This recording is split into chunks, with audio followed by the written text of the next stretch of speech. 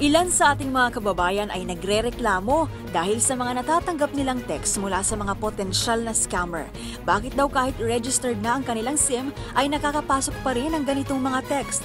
Isa sa mga uri ng modus ay smishing, kung saan magpapanggap ang isang scammer na empleyado mula sa isang kumpanya tulad ng bangko o kaya naman ay credit card company para makakuha ng personal na impormasyon mula sa biktima. Maaaring hingin ito ang pangalan, address at bank account details ng kanyang bibiktimahin. Pwedeng sabihin ng manloloko na may kailangang kumpirmahin ng biktima, kaya posibleng mapilitan itong magbigay ng personal niyang impormasyon. Ano nga ba ang kasong maaaring kaharapin ng mga gumagawa ng ganitong modus? Nakasaad sa Republic Act 8484 o Access Devices Regulation Act sa Section 9 na ipinagbabawal ang pagkuha ng pera o ibang bagay na may halaga sa pamamagitan ng paggamit ng device tulad ng cellphone.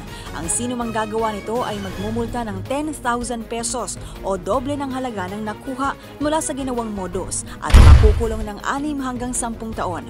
Pagkakakulong naman ng 12 taon hanggang 20 taon ang ipapataw sa sino mang nakagawa ng mahigit sa isang offense sa ilalim ng batas na ito. Kung mayroon pa kayong nakitang ipinagbabawal na akto o kaya naman ay mayroon kayong reklamo, itag nyo kami sa DZRH. Hoy! Bawal yan!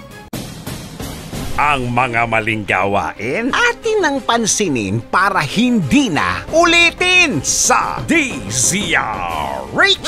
Hoy! Bawal yan!